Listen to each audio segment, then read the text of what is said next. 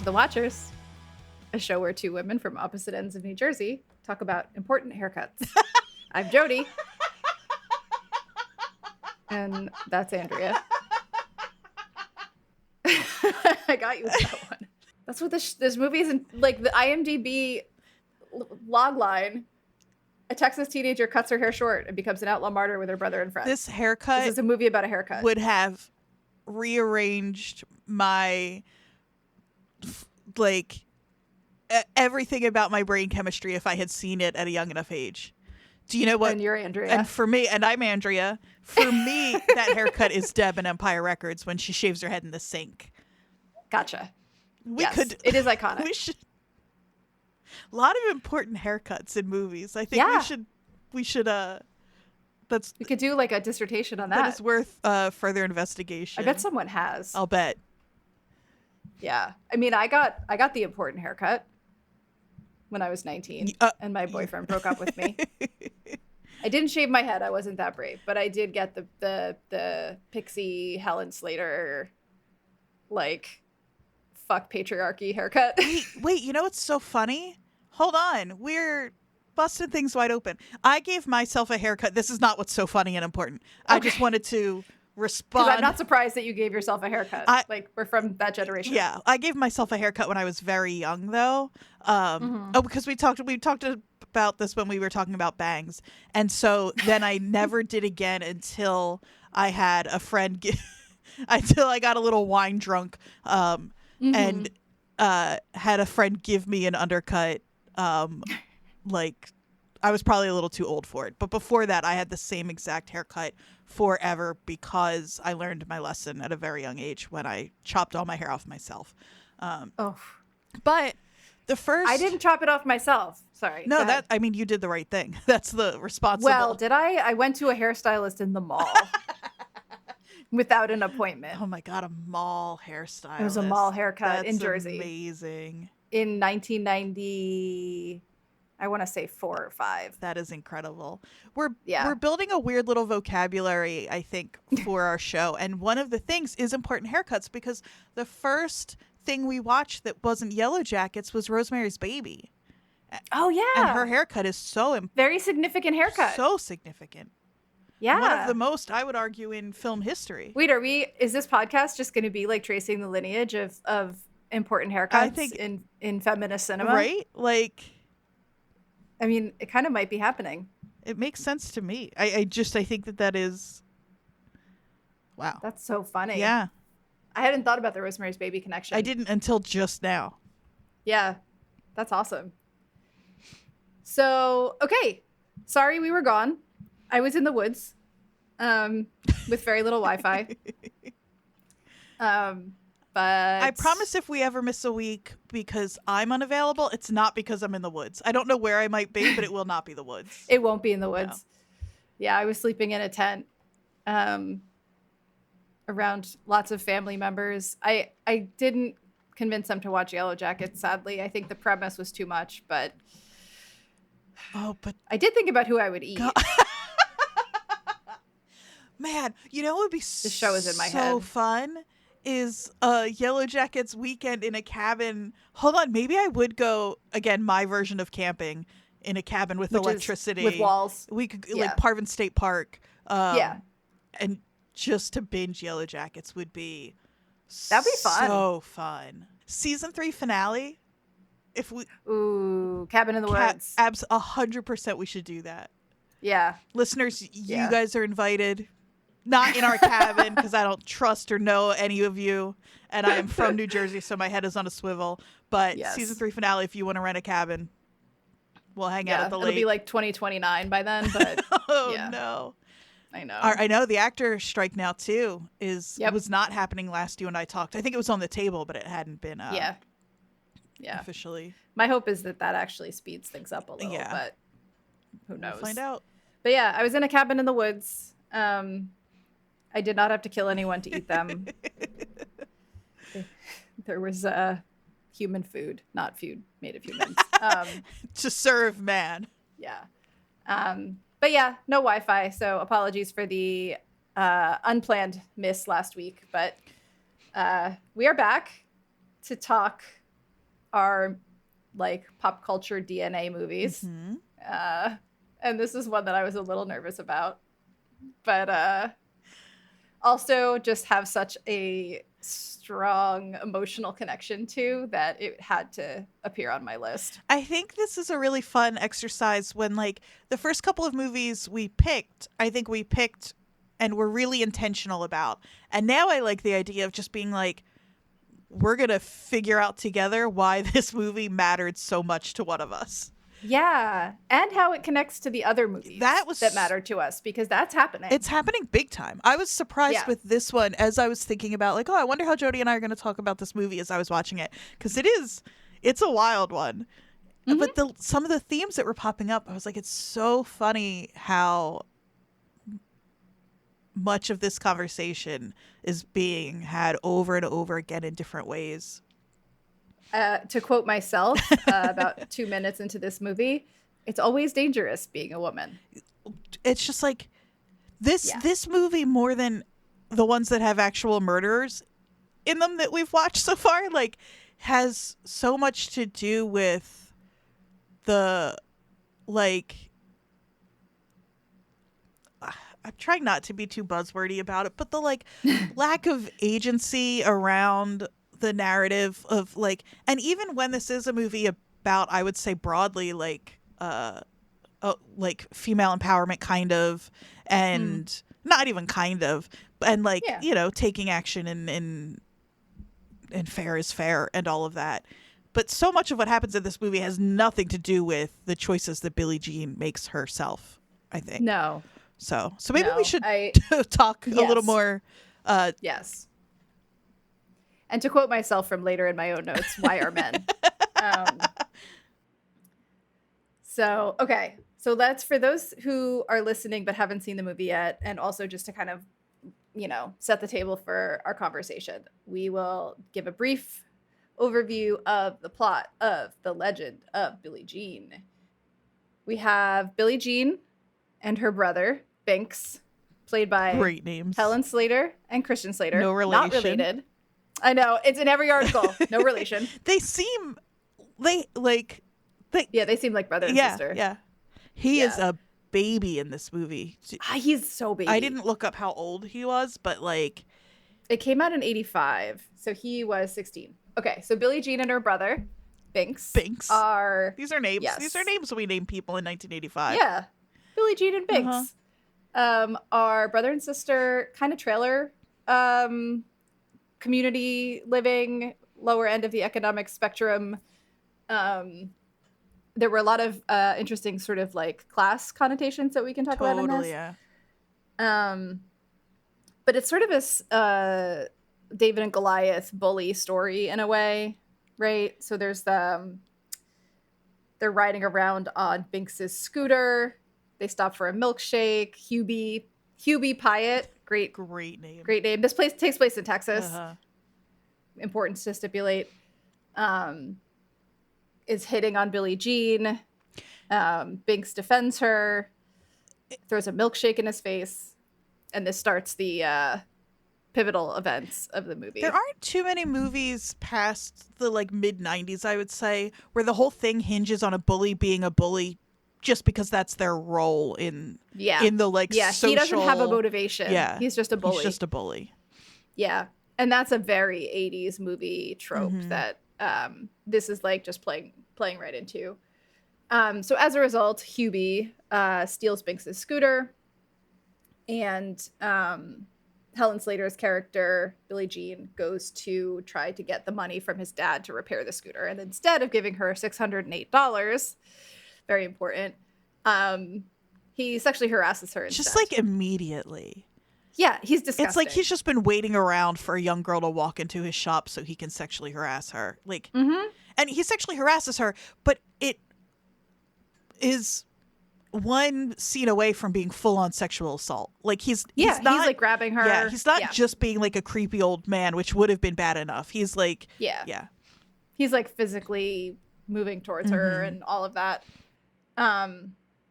So then during this time, Binx has come inside, found a gun in the cash register. There's a confrontation. and Binx shoots Hubie's dad, Mr. Pyatt, one of our main villains, in the shoulder.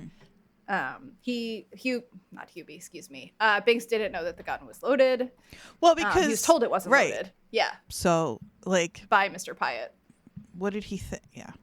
And then they go on the run immediately. No other thoughts. It is just run. That was a little surprising to me. It's the inciting, kind of insane initial reaction. Yeah, I mean, I know that this is a movie. What I kind of liked about this movie, though, is how quickly it popped off that way. Like, yeah, there's not a lot of build up to that. It's just a few scenes, and then they're on the run. Right. And so they immediately start throwing their important belongings into bags, and we get the introduction of our two sidekick characters, the absolutely delightful Yardley Smith and Martha Gemmon, also from Practical Magic in 1998. Yeah, Yardley is. They're both really likable, but Yardley Smith, I mean, delightful. And I know part of it is that, like, you hear Yardley's voice, and, like, I think it's impossible not to love Lisa Simpson. You know what I mean? Like, you hear Lisa. Yeah, and she's just there, so, like, that's part of it. But she's also so fun in this movie. She is such a delightful character. Like, impish and mischievous and clearly dealing with some shit, but spunky, you know. And watching her pack is such a, like, I don't know if you were... Oh my God, it's such a comedic scene. Yeah, and I don't know if you were an overdramatic child who often threatened... Of course I was. Who often threatened to run away. I think I made, like, what was it called, a bindle? Because I was going to run away. Oh, yeah. I packed a bag or a suitcase, like, once a month, and it always had... I don't know what my survival skills... Did you put your marbles in it, though? If I had a marble collection, it would have come with me. Yeah. It was like that, fair. Yeah. That's fair. So they run away. A manhunt starts to heat up for them because, of course, they shot a town businessman. And while they're on the run, they somehow end up breaking into the house of a very strange person around Billie Jean's age named Lloyd, who helps them record a now iconic video demand letter, defense of their actions, truth-telling moment. It's very teen logic, I think, because I'm like, this is all ostensibly this is all over them wanting the $608, and it has to come directly from Mr. Pyatt. Yes. But as far as... Yes, it's the principle. Which, like, I get that part of it. But as far as they know, whether this would have happened or not, they think if they turn themselves in, they're all going to jail. That's why they're on the run. Mm-hmm. That $608 isn't going to, like... It's not going to get them out of jail. It's not going to get them out of jail. I know. This is like...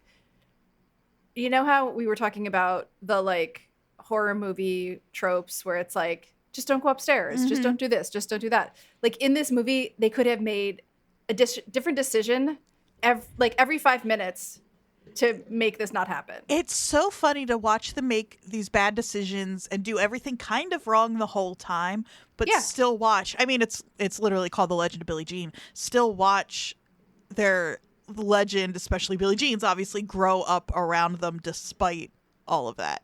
Like, yeah. And so... right before she makes this iconic video, she cuts off all her hair, as we referred to at the beginning of this podcast.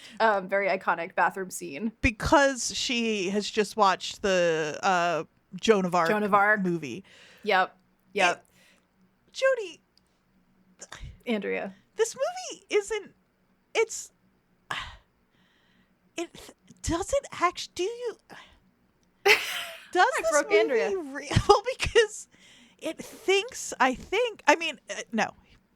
This movie is presenting itself as if it's a sort of like retelling or allegory or something of Joan of Arc. But it's not. But does the movie know that it's not? So this is a really important question that I think we need to dive into, but let's finish the summary first, because this is something that was addressed in that Washington Post article that I found. Gotcha. Okay. So they send this video recording of a freshly shorn Billie Jean in her scuba top outfit. Incredible clothing choices. It's so good. It's such a like teen trying to be cool in the 80s choice. Like, it's the MTV really, aesthetic is what it is. It's the mid-80s MTV crushing aesthetic. It. Yeah. And I would have thought she was crushing it too if I were a teen in 85. Yeah. So, and one of my favorite little moments in the movie is when he's making lots of copies of the videotape, obviously, because this is 85. And one of them is delivered to the police station by a very small redheaded child for some reason. I don't think that child is real. Andrea. I think there's a ghost in this movie. Andrea. This is not that movie. That child has no lines. I know. He just walks in with the tape. Where did they find that kid? He's like, this is a prequel to Chucky, I think. I know. I love that scene so much. I don't know why. It is so strange. He just wanders in, hands them a videotape. It makes no sense. And of course they just like accept it. The kid walks out and they play the tape and it's Billie Jean. Do you think he's the town's child messenger, so they're used to receiving packages from the small... That's his redheaded job. child? He just wanders around with videotapes. And he's been doing it for centuries. Like, it used to be like he was the town crier. Oh my god. And then a ghost stole his voice and now he can only deliver. I can't. I love that scene. It's so bizarre. We also have met at this point the police officer that is constantly trying to communicate with Billie Jean, played by Dean Stockwell, in a very sort of fish out of water feeling. Like, he's kind of in another movie, but he's great. Dean Stockwell means so much to me, as he's a very important character in the Battlestar Galactica reboot. Okay. He's also Quantum Leap, I think, is probably what people are more familiar with him from. Mm-hmm. He is so hateful in Battlestar Galactica in such a delicious way. He's so fun to watch in that show. And I think in this movie, because of what he looks like and who he is, we kind of expect him to be the bad guy. Yeah. And because he's a cop and because he's like, you know, trying to find them. But he ends up not really being the bad guy in a way. Like, he's kind of a cop who's sort of just trying to do his job in a weird way. And he doesn't like Mr. Pyatt, clearly. Yeah. So after this video gets out, Billie Jean becomes something of a teen celebrity. And suddenly there's this army of Billie Jeans walking around. Here's my question. When the creators of this movie, who I believe are white men, I should look that up, but I'm almost positive, had an army of mini Billie Jeans transporting our Billie Jean, a fugitive, around wherever they were, Texas. Mm-hmm. Were they in their notes writing the Underground Railroad of white girls with haircuts? Like, was that explicit on the page? Well, here's what I will say is that there are many other people have said, okay, I shouldn't say many, because actually this movie hasn't had a ton of coverage, actually. But we are not the first two people to use that phrase to talk about. Okay. That makes me feel better. Her. Because I wrote that down and was like, this is a crazy sentence. But it immediately came into my brain. But it just is. And I think. And they're referencing history in other ways. They're referencing Joan of Arc the whole fucking time. Exactly. And again, not a Joan of Arc. No. Not actually. So it also would make sense that they think. I think if you ask these filmmakers, they would say that, like, Billie Jean is a stand-in for any kind of person who has felt like wronged, like oppressed, represented unfairly, and in that way they would also, because clearly the troubles of a poor white girl from Texas fully are equal to slavery in the U.S. I am kidding. I think our listeners know you were kidding, and that is. But I just have to be like, this is ridiculous. One of the issues here is that I think, it's an issue I often find when like I like. Wait, can we let's finish the recap real quick, just so that we have the full story, and then we'll come back to this because I think this is a longer discussion. So she's on the run. She turns in Putter and Ophelia. She runs away from her brother to try to save them all, basically. She's the target now. And then they organize a like exchange of money and a scooter with the cop, who we realize is kind of on their side and kind of not. Mm-hmm. But in the process of doing that, Binx gets shot. Crazy. Yeah. There was a second where I thought he was going to die. Yeah, me too. The first time I saw this movie, not like the 20th. But yeah. And then we have this like very, very dramatic end scene where he finally just tries to give her back the money and she like throws it back at him. And then the tourists souvenir stand with pictures of her all over it, like that he's been lights on fire. Yeah. And Pat Benatar plays dramatically. Like the ending of this movie is really kind of not an ending. Like what happens at the end of this movie? She burns down the t-shirt stand accidentally, sort of. Because Joan of Arc, so there has to be a fire. A fire, yeah, exactly. But then like what? Binx is shot. She maybe goes to jail, but maybe not. No, because there's that last scene. They run away. They get away. Right. Oh, that's right. I always forget about the last scene. Okay. Yeah, because it's crazy. So weird. So this whole time, I feel like I should have mentioned Vermont earlier. Oh, yeah. This whole time, Binx has been talking about how great Vermont is. I love that this movie is two kids from Texas just desperate to get to New England. Like, what?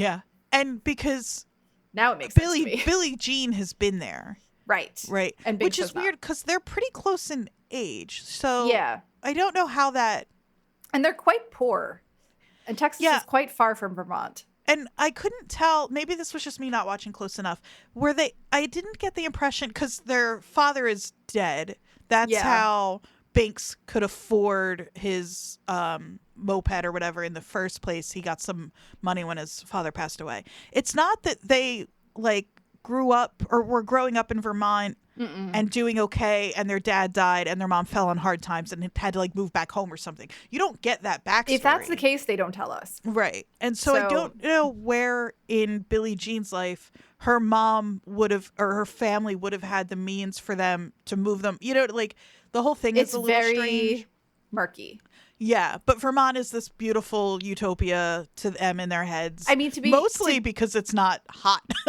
Yes, it's mostly temperature related. And honestly, watching this movie from the middle of a sort of unprecedented climate rain situation in New England, while there is an unprecedented summer heat problem in the South, was kind of wild. Yeah. It's very specific to the week I watched it.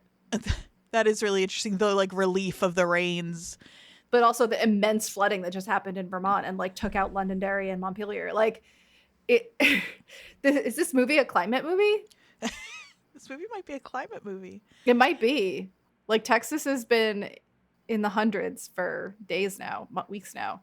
It does. This movie is really warm, like uncomfortable, especially the scenes in the trailer park and around it. Like, it's so, like, the colors are so washed out. Like, it looks like looking. Yeah, you can feel the heat. Yeah, totally. Like everything feels really baked. Yeah. And I think that's why when I watched this as a kid, it felt like so distant from me, even though the themes were like totally obviously what I was into. Right. But it felt like it took place on another planet because I grew up in Jersey. We didn't have deserts and dry heat. No. Side note, when I was a little kid, my allergies were so bad that I had to stay inside during gym class. My mom asked the doctor, is there anything else we can do? Because I was getting shots. And he said, the only thing that I could recommend is move to a drier climate like Arizona. And my mom was like, yeah, sure, we can afford that with our Ford Pinto and our, my it's also very retail job. Like weirdly Victorian. Like I needed to be like to the countryside. Yes. Different air. Yes, exactly. So the ending actually is them running away to Vermont, which I had already forgotten about, even though I've seen this movie a million times, because it makes no fucking sense. Well, because it almost feels to me like if you found out now that the filmmakers were like, something nobody picked up on is that when Binx was shot, actually he died, and Billie Jean did burn alive in that fire, and that last scene is heaven. You keep trying to make this a spiritual movie, and it's just not. It's just not. The Joan of Arc thing. I know. The Joan of Arc thing is definitely like it brings in things that maybe don't belong in this movie. It's so forced. If you told me this movie was written by teenagers, I would believe. Yes. It. The logic is so teen, which I like, but it's weird. Which is why it spoke to me. So this came out in 1985 and I was 10. Right? Perfect. I probably watched it when I was like 11, 12. Mm-hmm. I could not have been at a more perfect age for the message of this movie, which is being a woman is really fucking hard and men are creeps and like nothing is fair and being poor sucks and like rich people have all the power and like just burn that shit down. Like I could not have, I was literally like listening to Metallica and Skid Row at the time and being like, or maybe not Skid Row yet, but being like, fuck the system, fuck old men. Right. And learning what I'm saying, Andrea, is I've been like this my whole life. I'm not surprised to hear that. And learning that one of the things you can do to combat that is get a cool haircut and a really cool outfit. And an awesome station wagon. Again. And go sleep in a mini golf course. That's the dream. Isn't it? So it's very, okay, wait. Did you ever read from the Mixed Up Files of Mrs. Basiley Frankenweiler? Hey, Jodie. If you had to guess, I think I would have hung up if you hadn't. Because it would have changed my opinion of you as a person so deeply. Everything to me. That book is incredible. I have ever wanted in my life. We need to do a podcast on that book. Oh, now Jodie's ready for a book club. I love that book so much. Okay. So much. Okay, anyway. For those of you that haven't read what year did that come out? Before either of us were born. Yeah. Mixed Up Files of Mrs. Basil E. Frankenweiler came out 1968. Yeah. For those of you that haven't read this delightful children's book, it's worth reading as an adult. Oh, it's so fantastic. It's the dream. No, it is. Okay. So that's generally the plot of the movie. It's very shaggy. It kind of falls apart in a lot of places. But I think that the mood and visuals of the movie are more the reason people responded to it. The fuck the patriarchy, this is an MTV video kind of feeling of it was why it became so. And it wasn't like it didn't do well in the theaters. But it became sort of a cult movie. Okay, so what are some of the things that I thought we should talk about with this movie? First of all, just tell me your impressions, because this was my movie. I was really afraid when I gave it to you to watch because it's definitely of its time in like the most significant way, and I hadn't watched it in a while. I had such a good time watching this movie. Yeah. I don't know. I will say, objectively, I don't think it's a good movie. No, I wouldn't claim that. And but I don't think that's the point. I don't think that. No. Here's how I feel. I don't know that I think it's I don't think it's a good movie, and I don't think that matters at all. Yeah. This is a movie I will watch again. Yeah. Well, and so here's the thing. This is a weird comparison, but like some of the most iconic like Kevin Smith movies, right? Mm-hmm. When you think about them from the perspective of like Clerks is one of my favorite movies of all time. Would I say that's a great movie? Yes. Oh wait, hold on. But from a traditional movie, like I don't even know if I can criticize Clerks like without feeling like a terrible person. But You know but what you're I right. mean. Yeah, exactly. You know what I mean. Mm-hmm. Like, it doesn't have to be because it's so brilliant on other levels. Yeah, it doesn't from matter. a traditional It's not about that. plot movie perspective. Like, what is the plot of Clerks? Right? It's not about that. No. Who cares? Exactly. Right? That's kind of how I feel about this movie. Okay, so tell me more. You had fun. I did. I had a great time. I am truly fascinated by the Joan of Arc-ness or lack thereof of it. She watches the movie and cuts her hair, and that's about it. And there's a fire. And like, that would be fine. But I think the movie thinks it's doing more with it, right? Yeah, okay. So this is where I should bring in that archived article I found. So this is from July 22nd, 1985 in the Washington Post by Paul Atencio. I don't know. Sorry, Paul, if you're still around. And so it's this whole review of the movie. It calls it trashily manipulative and utterly preposterous. So much so that I hope somebody describes our podcast as that. That's amazing. That'd be great. Until the end, when it begins to sour on you, it's a thoroughly enjoyable hoot. So thoroughly enjoyable hoot is exactly this. Yeah. Yes. This movie was a hoot. It was a hoot. Yes. Yes. He says, add a splendid cast and good air conditioning, and it's a perfectly mindless way to spend a muggy summer evening. Totally. Yeah, so, the cast is lovely. The cast is great. They're so fun. He even says here, the cast is at least too good by half for what the movie is. But so this is exactly what you're saying. He says, The Legend of Billie Jean is partly intended as a satire of the American machine of celebrity, but it's mostly supposed to be taken straight, and much of the fun of the movie lies in trying to tell the two apart. Wow. That's so insightful for being so, like, there's no hindsight. Like, that's the immediate review. Yeah. And so he says, the producers have come up with a formula so invincibly rigid it inevitably descends into self-parody, but their movies never tip you off as to how aware of this they are. Wait, so these filmmakers, what else have they made? Okay. Because so it sounds like they're not. And John Peters. Flashdance? Okay. You know, I've never seen Flashdance. Oh, I saw Flashdance. Brag. Yes. Well, there's certain movies that you don't realize are a part of your queer awakening until you realize they were part of your queer awakening. This movie being one of them. Vision Quest also. Again, another one I've never seen. But he says, Billie Jean knees someone in the groin 3 times, actually.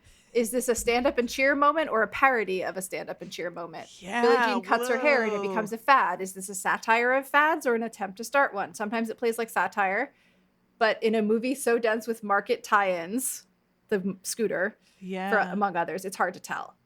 So, wow, that is genuinely really fascinating. Insightful? Yeah, totally. That's exactly what it is. It's so hard to like. Yeah, is this like when sincere? You're watching it? Because I will tell you, when I watched this as a 12-year-old, I took it so fucking seriously. Of course you did. Yeah. How could you not? Because I was already being sexualized by disgusting old men at 12 years old, right? And so, like, for me, this was like, this is telling the truth about how it is. And, you know, so it does have that, like, how serious are they taking this versus how serious are we supposed to take it? Mm-hmm. And there's so many like the marble, like just thinking of like the like parts of it that point to me anyway of it being satire, like that they, you know, Yardley Pax, what's her name in the movie? She's got a good name. Putter, yeah. I love her so much. Putter packs her marbles, and then they end up playing a role like a fucking Scooby-Doo. There's like a mall chase scene, and it's so funny. It's the best. It's and like Home Alone. It's like very teen brain. Yeah. Which is why I'm like, so maybe I don't need. Maybe I have just now decided I don't need this movie to be realistic or to make sense when you think of it that way. Yeah. Yeah. No. Totally. And I think that, so a couple of other things from this review that I thought were notable. It does have, so I looked up when the movie 10 came out, because do you remember the poster for the movie 10? No. That was 79 with Bo Derek.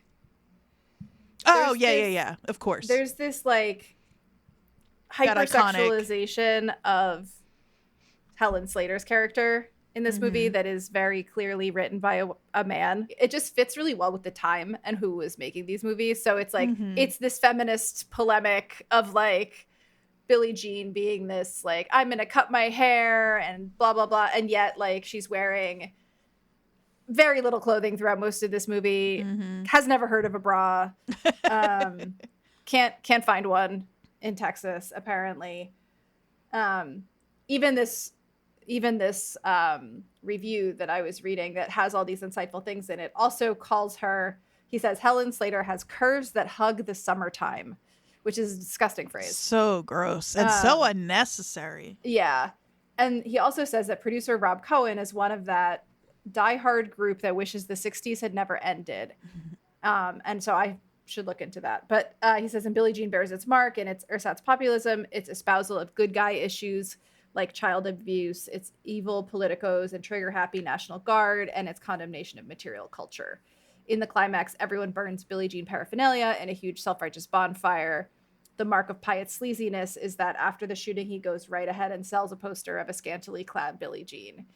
And so, like, there is this sort of having it both ways of this feminist movie with this icon who is like not wearing very much, which is fine.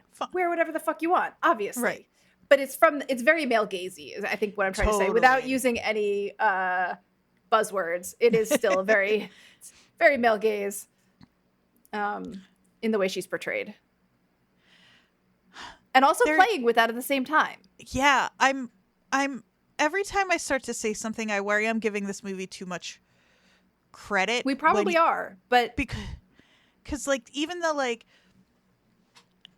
there's a version of this movie, and we have talked a lot about how media portrays like victims and different like issues of the time in the movies we've watched so far. Talking about Heathers and Scream and now The Legend of Billie Jean. And like there's an interesting way to look at this, which is if we're taking this as some sort of Joan of Arc story, the burning at the end, not of Billie Jean herself, if this was a straightforward retelling, whatever, it would be Billie Jean who would go up in flames, right? Right. But it's not. It's the product. It's of the image. Figure of her image that goes up in flames. Yeah, of the image that she didn't create herself that kind of got out of hand. Well, she kind of started, but then went out of her control. Yeah. And it's also not, I mean, she makes the video, but it's at Lloyd's encouragement and he's behind the camera. Yeah, and the cult of personality that comes up around her is one that has very little really to do with her other than the haircut.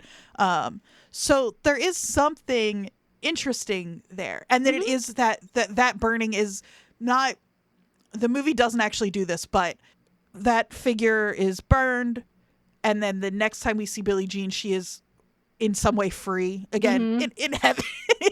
in heaven, Vermont / heaven. As someone who's camped in Vermont a number of times this summer, I will agree that Vermont may actually be some sort of mythical heaven. I really do like Vermont, and I don't like anywhere that isn't New Jersey. It's a great place. That's saying something. Yeah, it's delightful. But again, I don't think the movie was that insightful.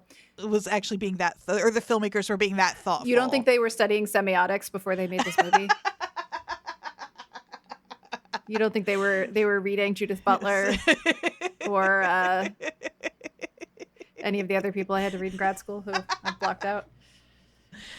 I mean, Judith it could Butler be. have to say about The Legend of Billie Jean? Oh my God, I need that article. How's that for gender formative? Yeah, anyway. Well, okay, but seriously, let's actually take this to its logical conclusion. If we're talking about gender in this movie, right? She cuts her hair, but she's still very feminized and very sexualized.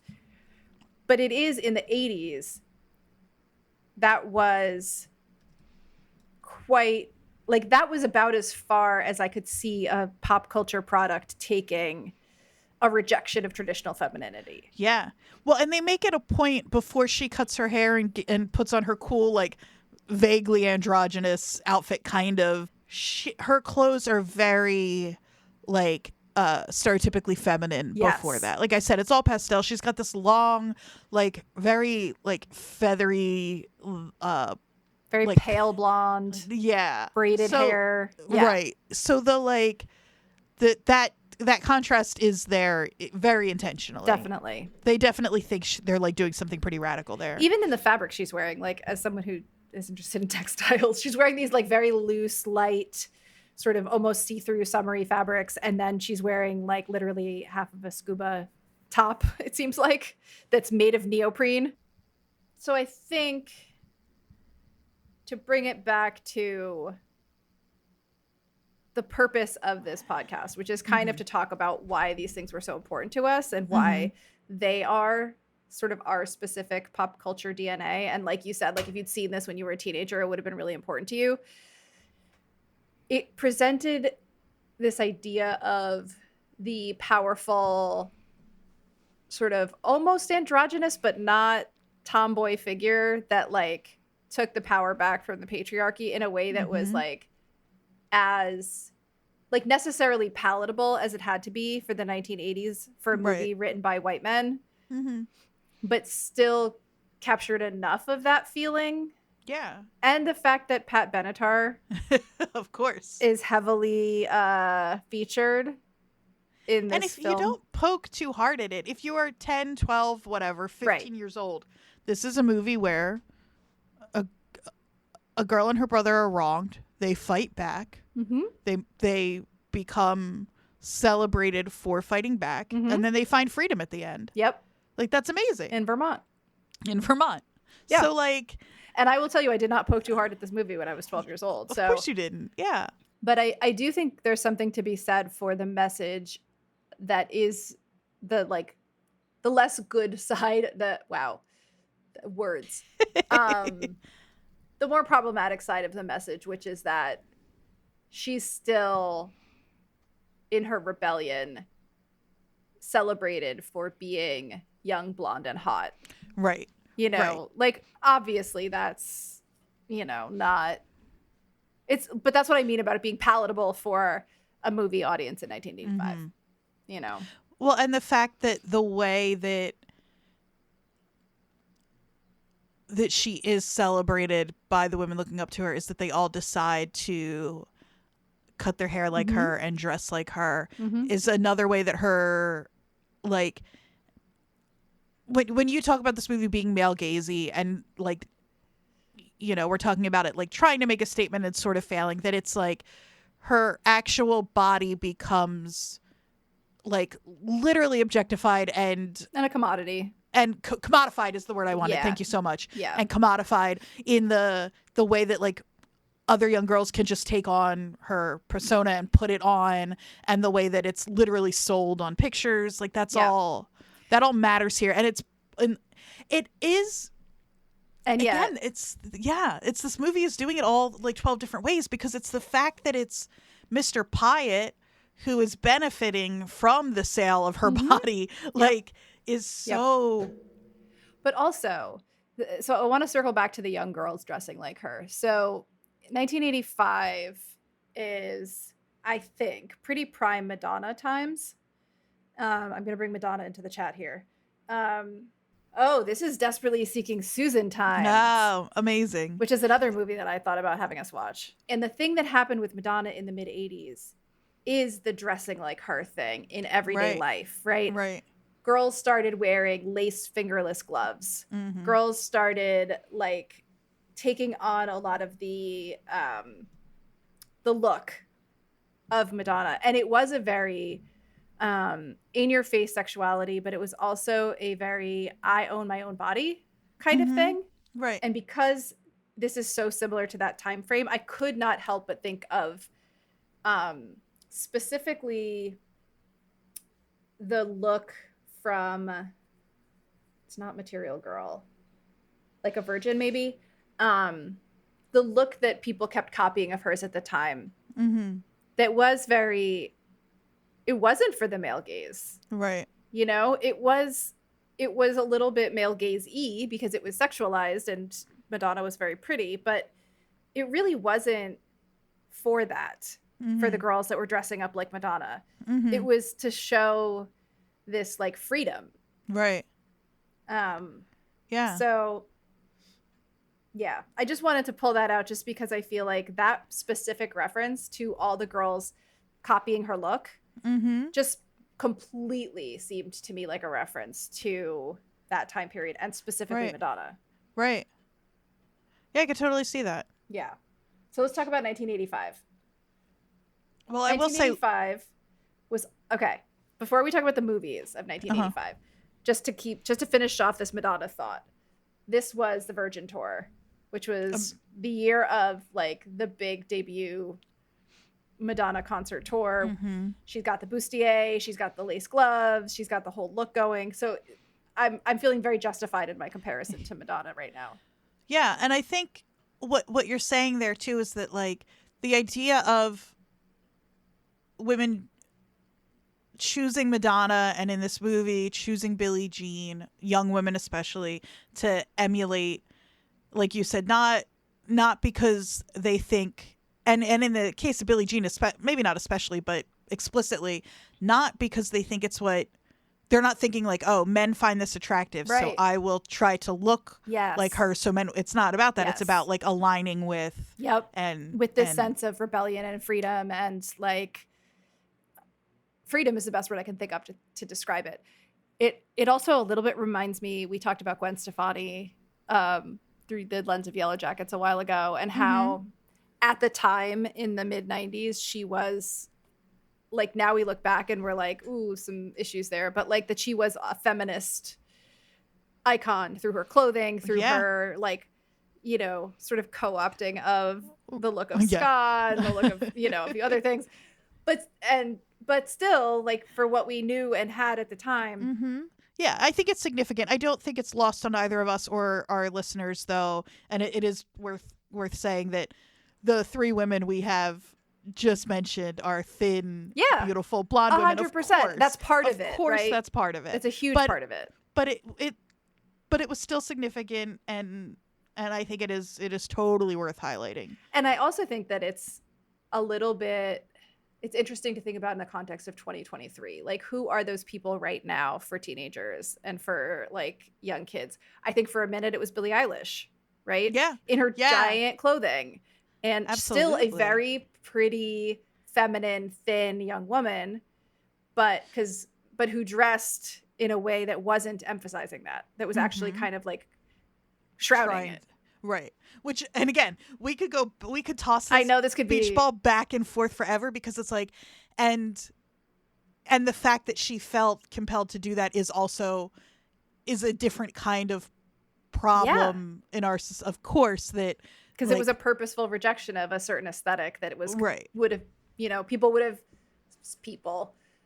male executives would have preferred probably that she chose a more traditionally feminine presentation.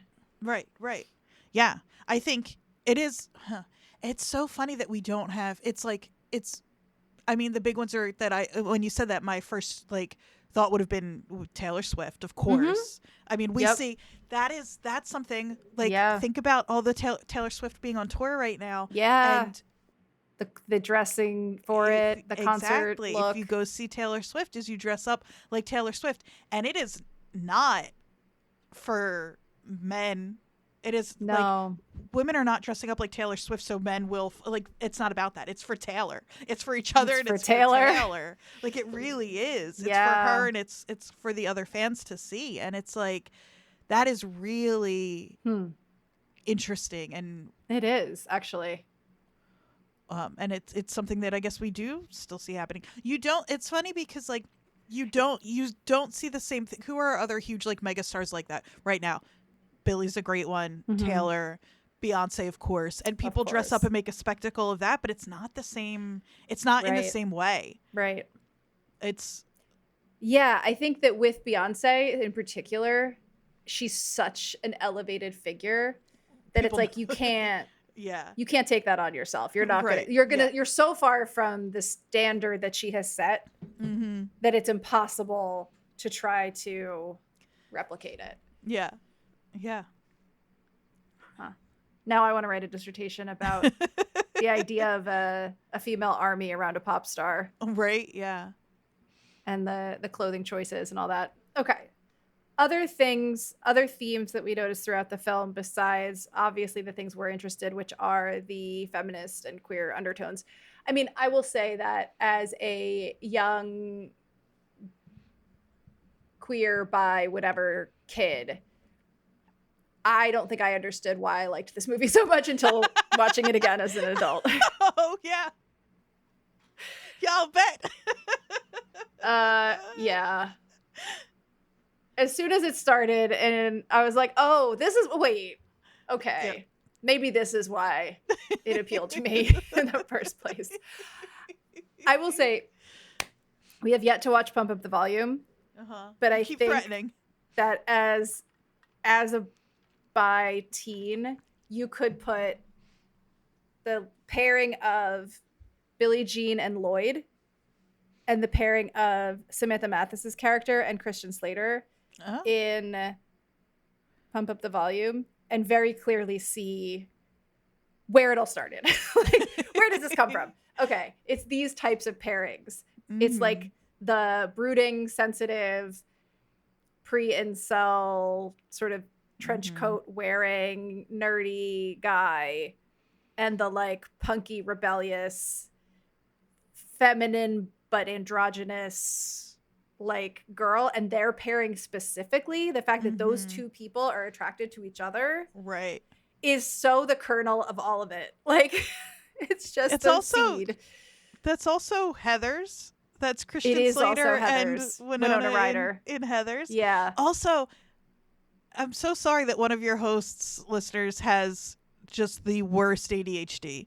But now another thing I'm thinking about as you're talking about these different kinds of pairings and specifically the male leads in these movies, I'm less interested in general in talking about men for a podcast. But there's also a thread in here. Think about all of the lead males in these movies and their relationships to their fathers. Yeah. No, I knew exactly where you were going with that one. Christian Slater and his awful dad. Yeah. Even the bully in this movie and his dad. Also Lloyd and his dad, who we find out is running for... like attorney general or something. Or something like that. Yeah. What other movies have we watched so far? Well, so we haven't watched Pump Up the Volume yet. But you're describing... I don't know. So in that movie, interestingly enough, his dad is not the evil dad. But his dad is a very unaware dad. His dad is significant in that his dad is the reason that they're in this town.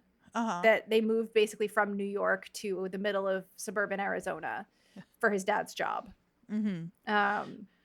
And his dad somehow doesn't know that his son has a full radio station in the basement and is this celebrity pirate radio DJ that everybody's talking about, even though his kid spends hours and hours and hours at night in the basement talking to no one. Like, his dad is just very oblivious in that movie. But he's not the evil corporate dad, but he is sort of the establishment school administration dad. Right. For a very long time, movies and books for young people have gotten a little better about this, though not much.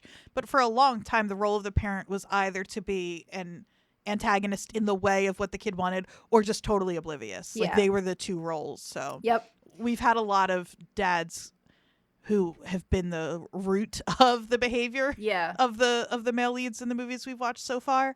But we've also had a lack of parental other than as an antagonist. Again, like you said, they're just not there. So like the parents in this movie of Billie Jean and Binx, the dad is dead and the mom is working really hard, never home. She's such a single mom stereotype in this movie. She's either working or leaving for a date with another guy. Because hopefully it's this guy is the one that's going to take care of them.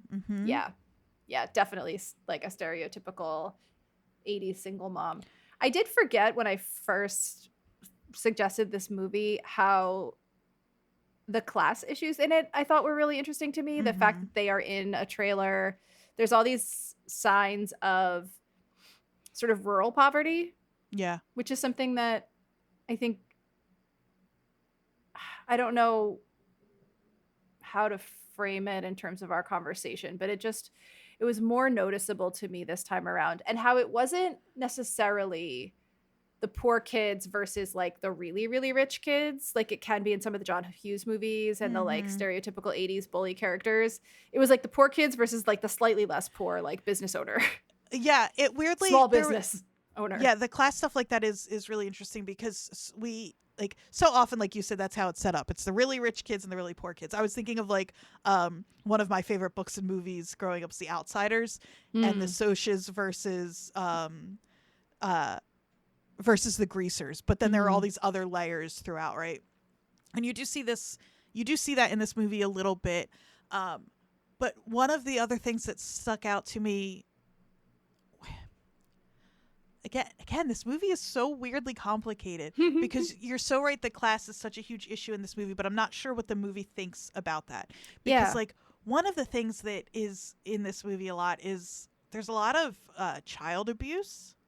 Like Yardley's character, her mother is beating her. Is beating her. Yeah. And then there's that scene, and I hate to laugh, but when Billie Jean starts making her way across the country, at one point she's in a neighborhood. The kid who's his abuse is so horrific that the neighborhood children come to Billie Jean to rescue him. And she does?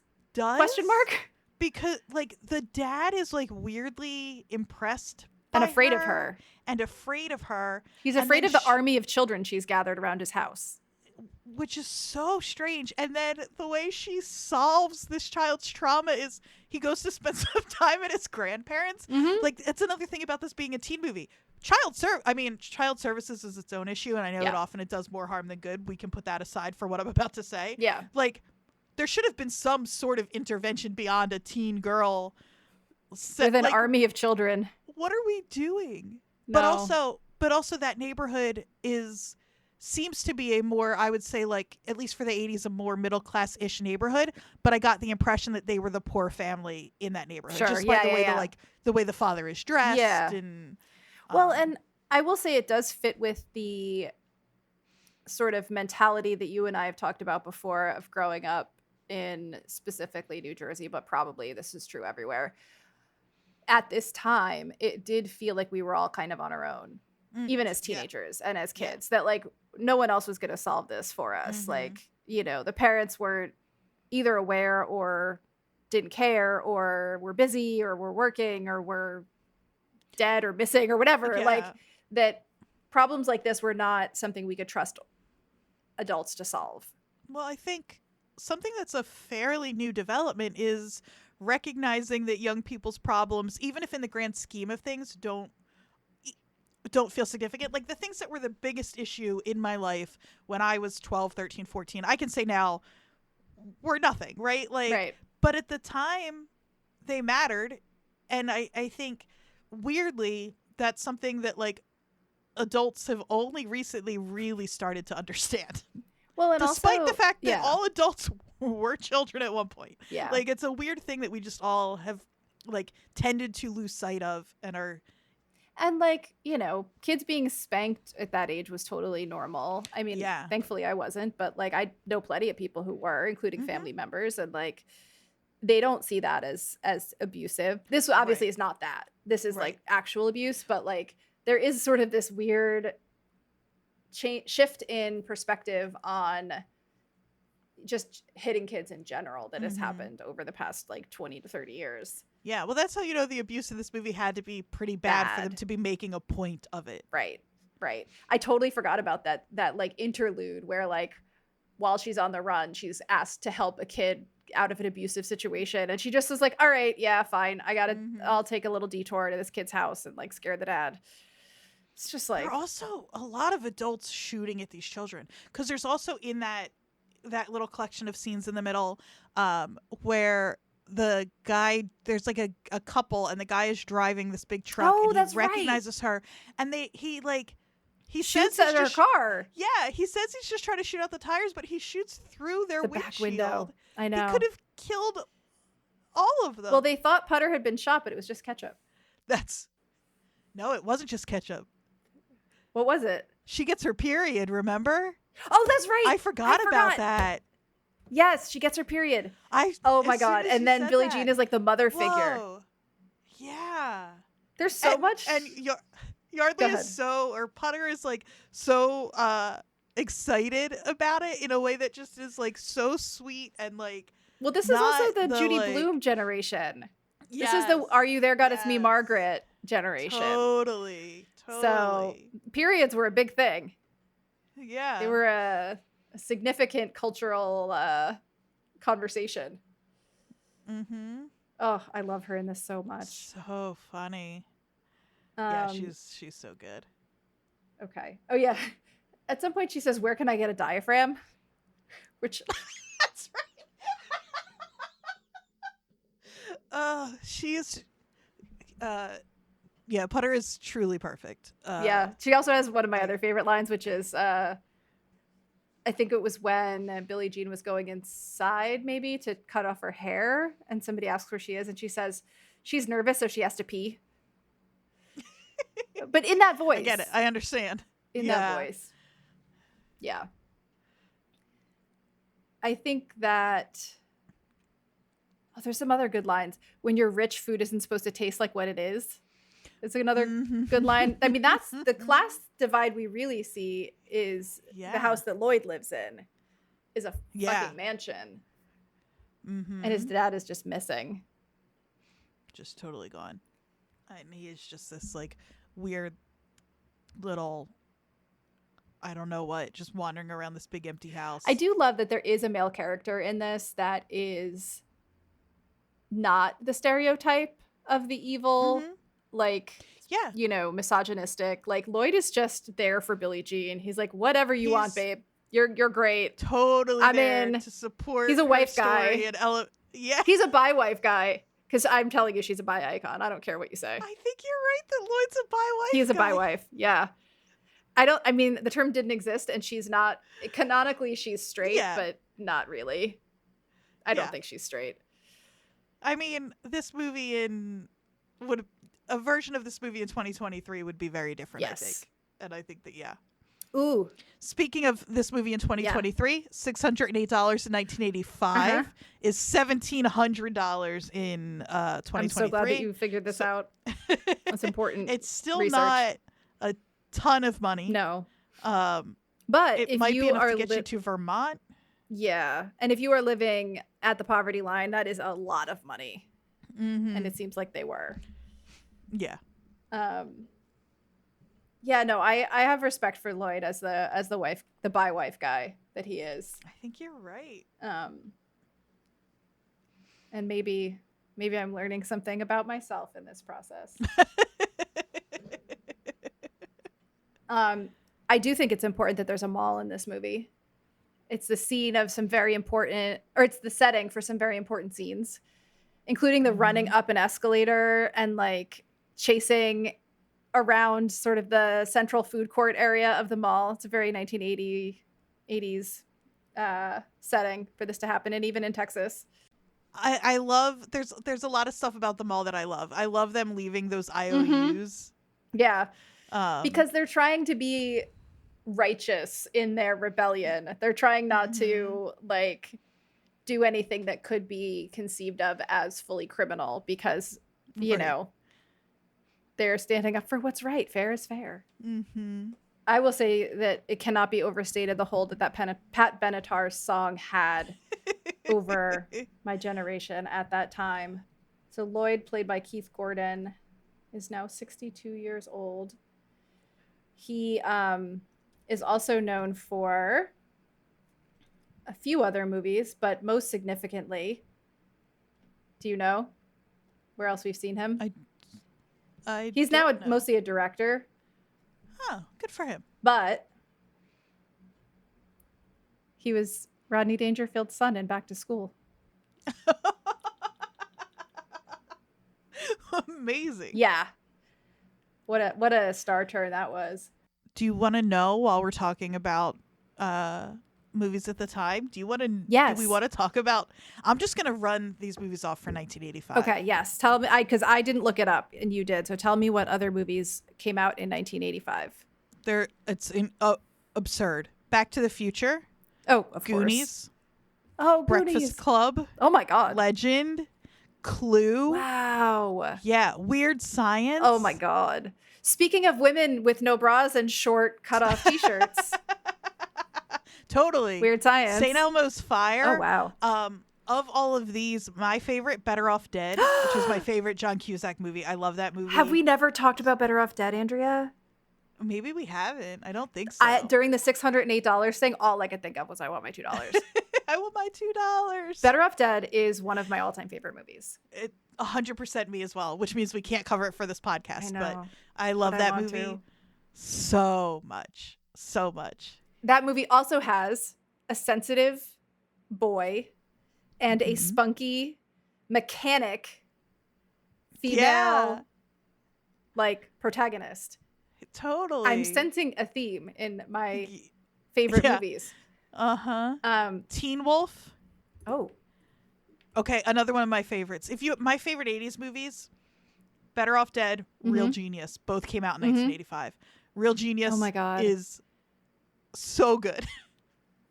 It's another weird bully movie. Quote half of that movie to you. Yeah. Me too. Oh my God. Those were two of the movies I watched the most my entire life. Same. Absolutely. Yeah. God damn it. I wish that at least one of those you hadn't seen so we could talk about them. I've seen them both about 1,000 times. I know that Real Genius does have some real problematic shit in it from a misogyny point of view, but oh, big time. But I have a hard time caring because I love that movie. I know. And I love Val Kilmer in it so much. He's so delightful. He's just such a scamp. God, I love a scamp. Oh, I love a scamp too. I also, that movie is so good. The sledding in the hallway. For a while there, I was like, I wonder if that's what college is like.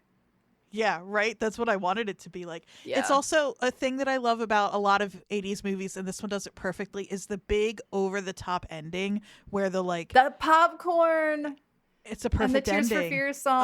Oh my God. It is the perfect ending. It is. That is something this movie wanted to do and tried to do with Pat Benatar and the burning of her effigy, basically. 100%. I think it kind of, at the time, it got me in the same way it was supposed to, and then in the same way that the popcorn scene in Real Genius got me. Oh my God. Visually, like in terms of pure aesthetic and physical sense, devoid of any actual message or successfulness in the story itself, that moment is effective. Oh, it's iconic. Seeing the again, I could be talking about Real Genius or Legend of Billie Jean right now. Seeing the old man antagonist who keeps getting in the way and being and the is real fully evil, comic book villain evil, getting his comeuppance through some big over the top act that is brought on by while that really iconic song plays is so good and so effective. And I think it weirdly does. It was a thing where I was watching it, Legend of Billie Jean, and being like, this is working on me. Am I missing something? Do you know what I mean? I was like, did I miss something in the telling of this movie that this is so effective despite me knowing the issues of this movie? But it's just it just works. No, it's partly the music, honestly. That Tears for Fears song and that Pat Benatar song, it actually made me think, so the scene in Better Off Dead that is sort of that climax scene is the race. Is there a song playing during that race? I mean, there must be, but the fact that I can't name it tells you it's not. That it's not associated with it in the same way. Yeah. Oh, that's so interesting. Oh, Real Genius. So good. I feel like at some point, just for us, we should do a doubleheader Real Genius, Better Off Dead podcast marathon situation. Love to. We make the rules on this podcast. We could just record us watching it and just reciting all the lines and have it be the most annoying thing that's ever been recorded. Pee-wee's Big Adventure also came out in 1985. Oh my God. Yeah. That is quite the year. And then movies that I don't care about but that I know are relevant. Mask, Cocoon. Mask came out in 85 too? Yeah. Which one? Right, Mask, not The Mask. The one with Cher? Eric Stoltz and Cher, yeah. That's the one I think of when I think of the movie Mask. I've actually never seen it, but I know the oh God, yeah. Return to Oz, which you haven't seen? No.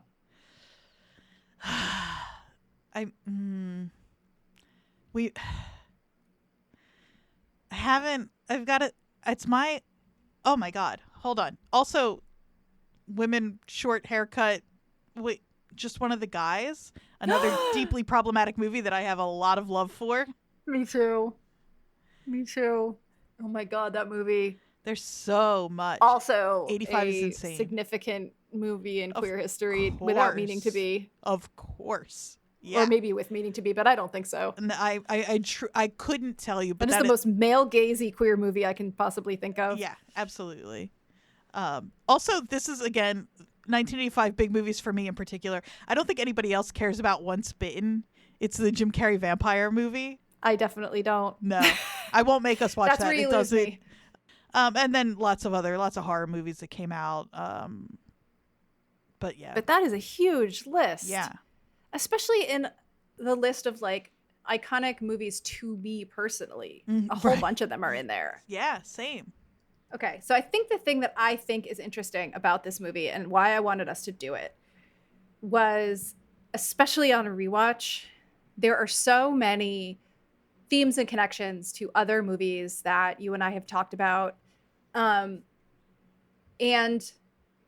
honestly, to Yellowjackets as well, even though it's a decade earlier, in terms of, I mean, I guess at a base level, just in terms of like women and them sort of taking charge of their own experience and their own actions, and like, I don't know. It's a pretty base, obvious connection, and it's not like a deep one in any real way, but it does kind of fall along this lineage that we've been talking about of these types of shows and movies. Totally. And honestly, anything that gets us to a reference to the mixed up files of Mrs. Paisley Frankenweiler is a worthy use of my time, because I could go read that book again right now and be thrilled. I'm so glad we watched this movie. I think I'm so glad that you're glad. Like you said, it does in a very interesting way that has come up over and over again in the last hour and a half or so that we've been talking.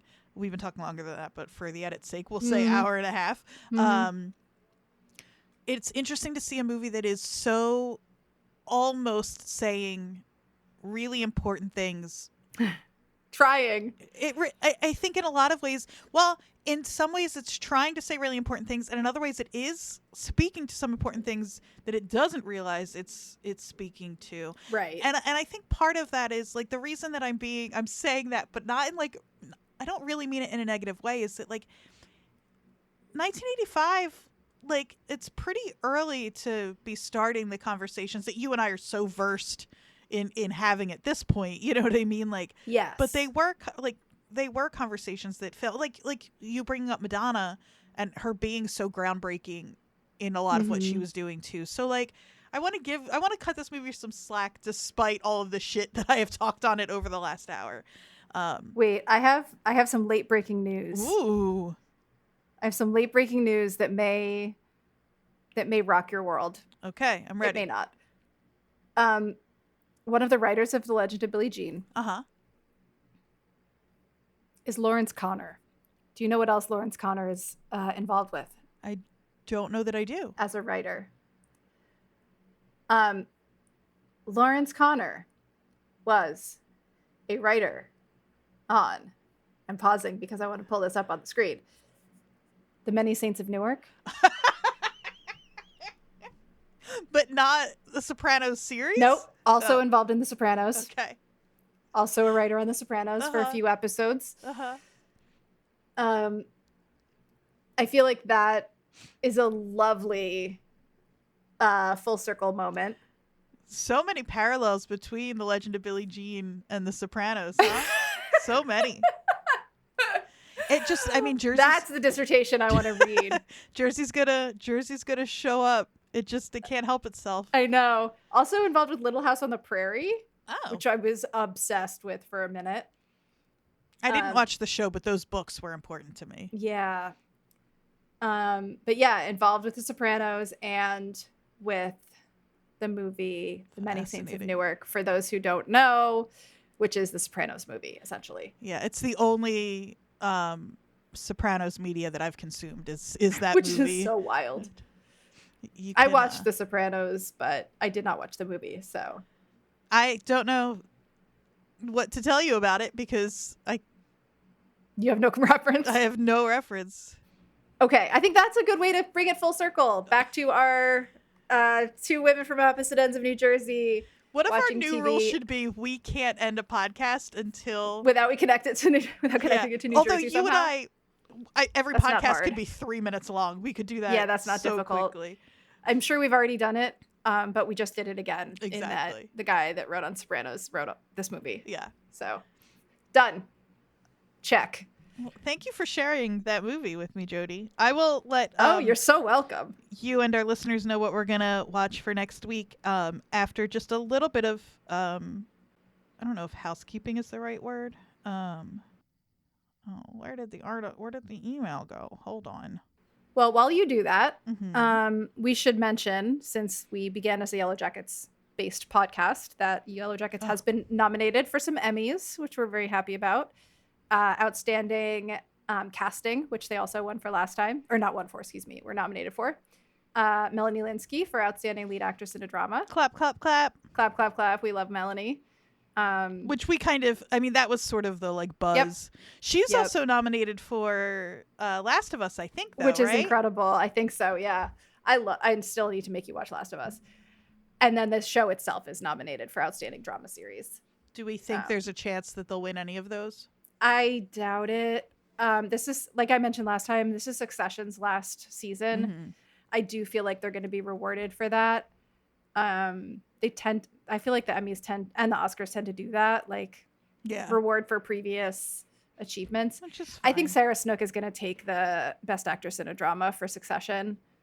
And I think Outstanding Drama Series, the nominees were Andor, Better Call Saul, House of the Dragon, Succession, The Crown, Last of Us, White Lotus, and Yellowjackets. If I had to guess, I'd say that's going to go to Succession also. But I think that there was another one you said in there that popped for me as either Succession or White Lotus. No, it was Better Call Saul. Better Call Saul, because that one. That's because that just ended. Yeah, exactly. Yeah, I could see that. So that was our Yellowjackets related housekeeping. Yeah. And sadly, no Tawny's accent quarter for the week. I did not find any in my 2 weeks in New Hampshire with limited internet access. We'll try to redeem ourselves next week. Yes. And what are we watching next week? Do we know? Well, one thing I do want to, we got an email that I think I want to touch on because I do think it's important. We talked about Scream last week. We talked about the horrificness of Stu and Billy? We talked about the horrificness of Billy and Stewie raping and murdering Sydney's mom. Mm-hmm.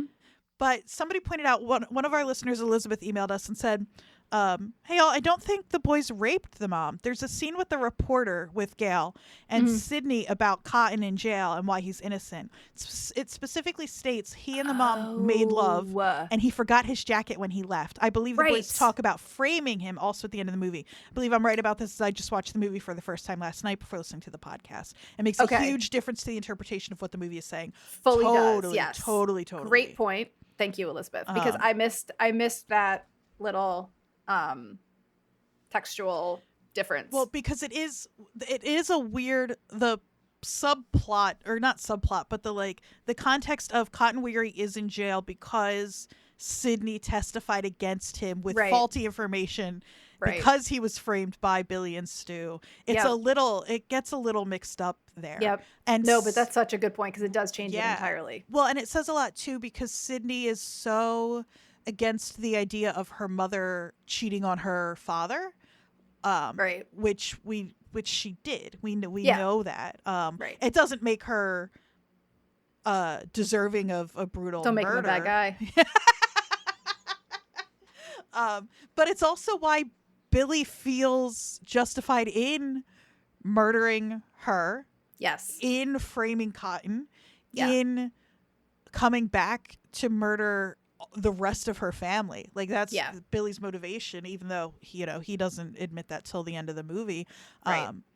But just the fact of her infidelity or whatever is enough in these teen boys' heads, at least Billy's, to justify that is significant.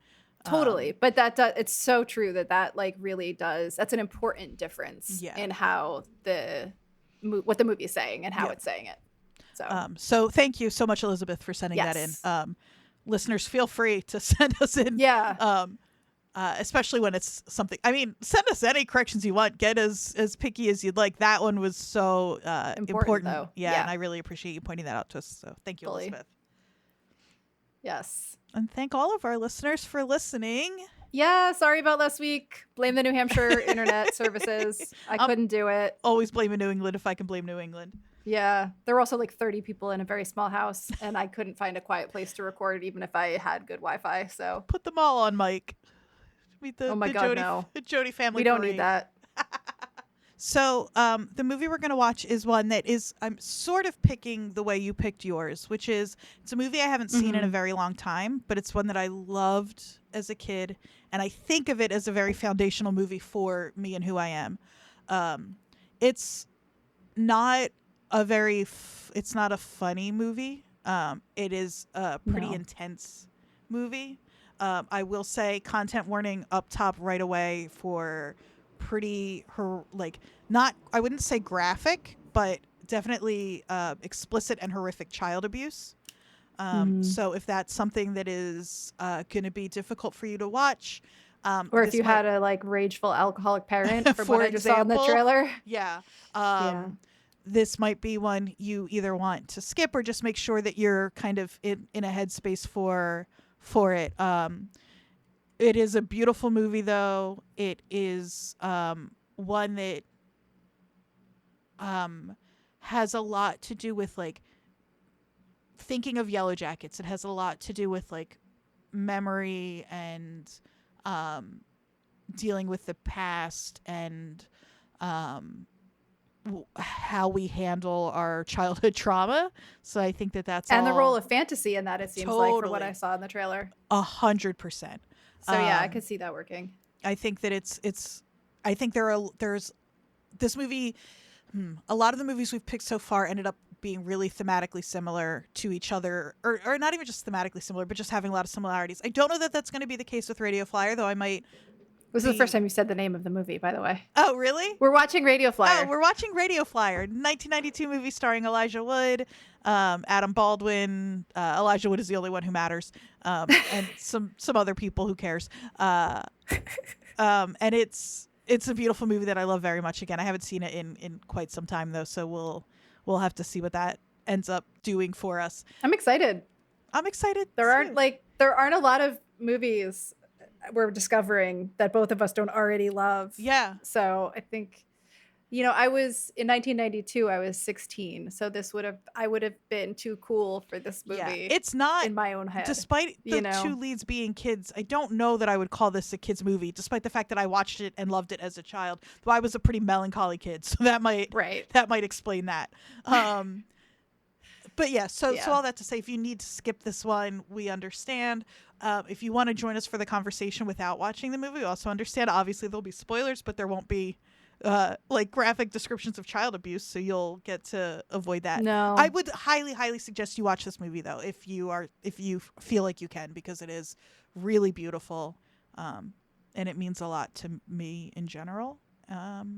And I think I'm excited. It had from the trailer. It had hints of Stand By Me and Goonies and lots of other sort of David and Goliath story kind of ideas, which I always love. Yeah, absolutely. Yay! So that's what we'll be watching next week. We will be back next week. Yes, I will not be in New Hampshire. I will be here. Keep reaching out to us on Twitter and or Instagram at WatchersPodNJ. Email us at WatchersPodNJ@gmail.com. Jodie, if you want them, tell us things that we got wrong. Please, yeah. Jodie, if they want to follow you, where can they do that? They can find me on Instagram at Jodie, JODIE_MIM. It's my art page, has nothing to do with this, but if you like textile art and other random shit, follow me there. Jodie's a good follow. And Andrea? I'm at AQ Andrea Q in all of the places. Mostly I am posting about our podcast and the other podcasts I'm part of. And right now I'm in the middle of posting about a podcast I'm not part of, but a little project for myself that I'm 2/3 of the way through, thankfully. So Yes, and if you're interested in music and music conversations, you could listen to Left of the Dial, your other podcast. Thank you so much. Yeah, of course. And if you're interested in New Jersey, oh yeah, that's our podcast, New Jersey is the World, where Jodie has yet to make, weirdly, an official appearance on mic, though you are not in an episode at least once a month as one of our favorite voicemail callers, and not as prolific as some, but you're officially, unofficially a member of the New Jersey is the World family. You're officially a member of the New Jersey is the World family, despite never appearing on the podcast. Despite actually appearing on the podcast. It's very complicated here in New Jersey. Exactly. Yes. Yeah. So if you're interested in any of those things, music, New Jersey, come find us there. Yeah. And we'll see you next week for a movie I've never seen. I'm really excited. I'm excited too. See you later. How do I end this? We used to say see you in the woods, but oh yeah. Well, I was just in the woods. I don't want to go back right now. I'll say we'll see you in the air because of Radio Flyer. Okay. See you in a wagon? Sounds good. See you in a wow, this is getting weird. How about we'll just see you next week? Okay, that's good. See you next week.